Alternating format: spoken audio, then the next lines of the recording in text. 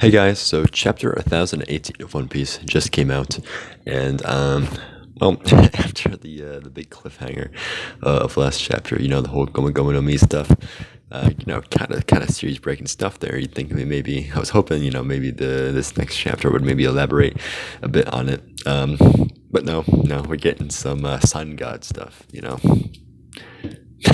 But we'll get on that later in the chapter, during the whole who's who versus Jinbe section. And this title is appropriately titled, or this chapter is appropriately titled, Jinbei versus Who's Who. But yeah, it kind of raises more questions than answers, especially after the big bombshell of last chapter. But that being said, I guess I'll just get into it. Or actually, no, I will not be getting into it because first I got to cover the cover page, because I love this week's cover page, because I absolutely love Page One and Ulti. They're by far and away my favorite members of the Toby Ropo, and seeing them interact like this, definitely one of the highlights of the chapter for me. But yeah, Page One is reading a little picture book of dinosaurs. While Ulti harasses him with some dinosaur plushies, but not all of them are dinosaurs. There's a woolly mammoth, a spider, presumably a Rosamagail. Yeah, I don't know why I'm trying to pretend like I remember the name of Black Maria's Dillo fruit, and also a saber-toothed tiger and a dragon, I should say. So obviously not all of them are dinosaurs, and we can see that they all, coincide with a specific member of the beast parts, and their ability. So that's pretty cool. I like that. And I like, I just like how cute it is, especially because I don't know. Page One was kind of sort of introduced as kind of a big, big tough guy during his fight with Sanji, and then seeing him like as more of a reserved character in his human form that gets pushed around by his big sister. I've always kind of loved that dynamic. So yeah, I like that cover thing a lot. But getting into the actual chapter, we see more of the effects of Tama giving the order to all the gifters and whatnot last chapter. And we go over to check in on CP, not CP9, CP0, as they give us another go board check-in of what the numbers are looking like. So last time we saw them, I believe it was 20,000 to 7,000. I think that's right. And now an additional 2,000 various beast pirate members have defected. A few hundred of those were actually gifters and headliners and whatnot.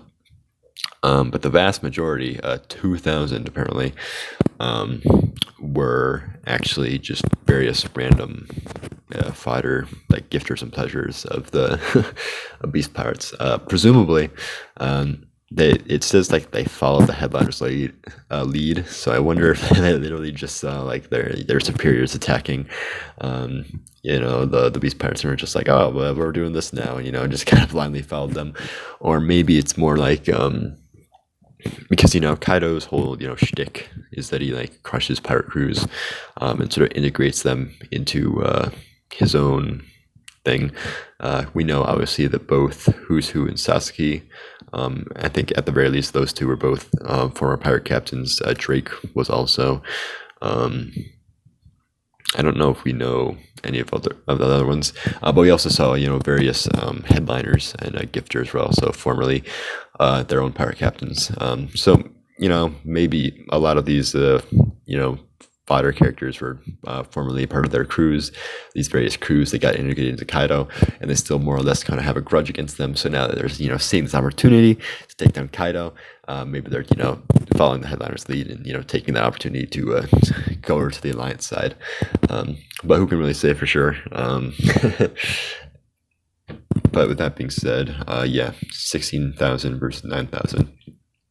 And still on the topic of Cypher Pool, they kind of reveal why they're here, which is actually to make sure that Who's Who is killed on this during this festival. So like they quite bluntly say that they don't really care who wins, the Beast Pirate side or the Alliance side, because they're both parts to them. So who cares? As long as they take each other out, it's a victory for them, right? Um, but as long as Who's Who dies, that's like their main goal of the night, um, which he's fighting against Jinbe, so I mean Jinbe's not gonna kill Who's Who, even if he wins the fight. Um, our Straw Hats don't kill their enemies. So like even if Jinbei wins, Who's not going to die, I doubt. So I guess the question is there going to be an assassination attempt from Cypher Pole at some point during the night? I guess we'll have to wait and see. But also various stuff we get before that. Tama and Nami and Usopp are all running away because the Beast Pirates caught on that Tama's the one that issued the order. And she's the one that's causing all this trading size shenaniganry. So there are a bunch of people chasing them, and then Daifugu, big scorpion dude, comes out and attacks them. And also Gazelle Man starts running alongside them and ensures them that Komachio is okay. So that's nice, and they all hitch a ride on speed, and Usopp only almost gets left behind. But yeah. Also, Zeus comes out and asks forgiveness from Nami, and if he can be his servant again. And Nami just gives him a wink and is just like, "Oh, you're not going to be my servant. You could be my partner instead." And, a big funny moment. And then Zeus gets motivated and goes ahead and starts zapping people out of the way. So yeah, it seems like at this point, I mean. I shouldn't say that because I was going to say at this point, it seems like Zeus is pretty much a permanent member. But I mean, I think that was pretty much established last time when he was, integrated into the climate attack. So that was kind of silly of me to say, or almost say rather. But yeah, but now onto the meat of the chapter, which is the big brawl between Who's Who and Jinbei. And before we get into like the dialogue and what they say, because there is some interesting stuff there, I just want to touch on the actual fight itself, because it is a very visually pleasing fight.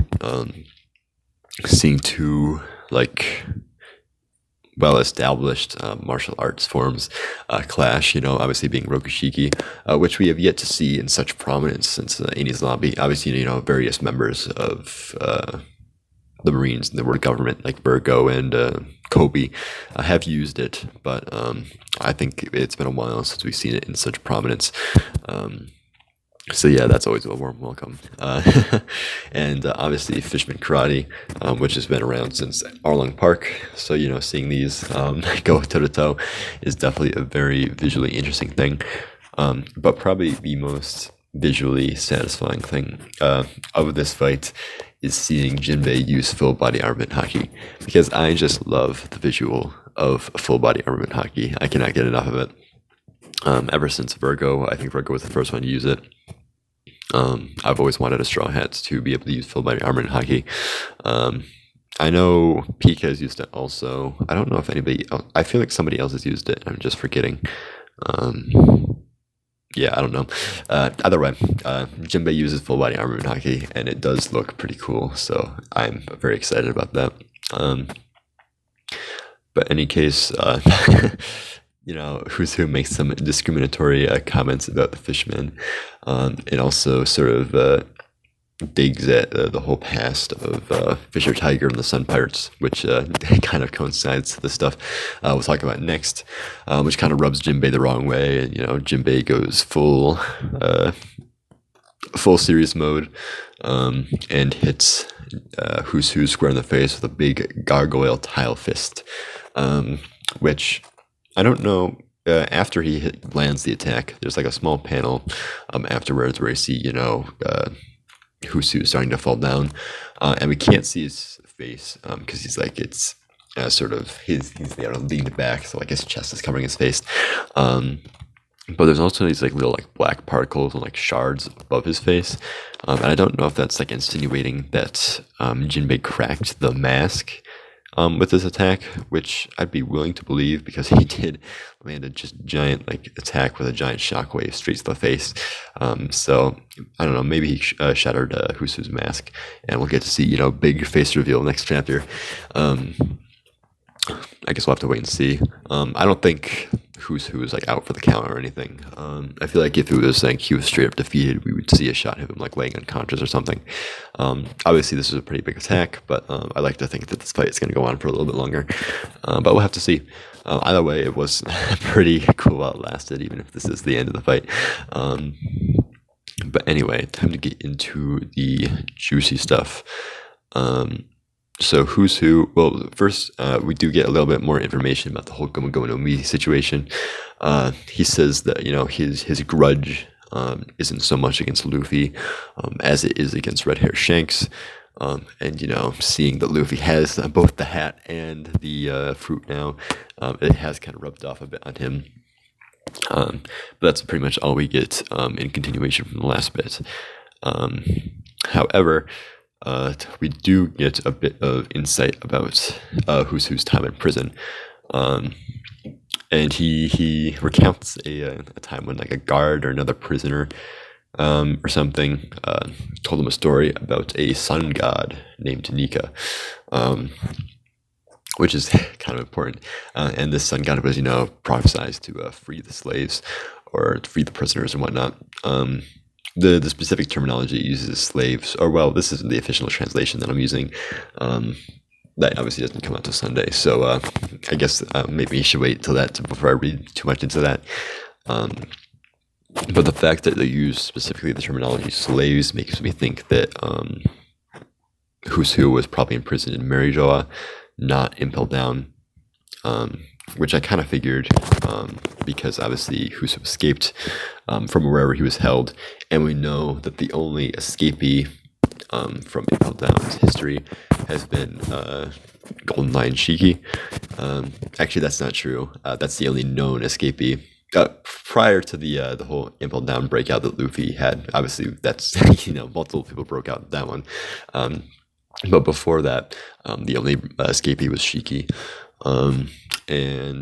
But we also know that Morley, is that his name? The big giant dude who could push things with his trident or whatever. That's part of the Revolutionary Army. He made a new Kama land in Impel Down by pushing away the spaces in between the floors or whatever. He was also able to escape, and I guess like the government doesn't know that he escaped.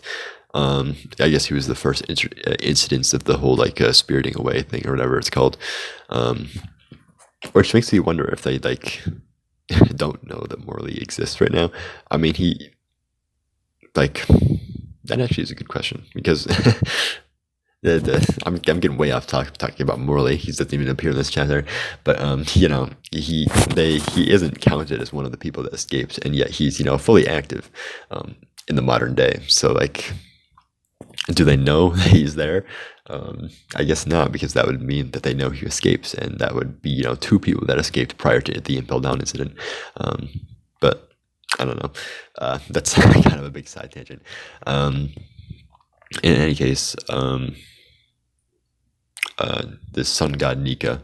The first thing that I kind of thought of was Fisher Tiger, and especially since Fisher Tiger obviously leader of the Sun Pirates, climbed the red line to free the slaves. Although he was a slave, I don't know if the climbing the red line part was just like a legend, because Fisher Tiger was a slave himself. So I don't know if he actually climbed the red line. I forget. Anyway, that's not important.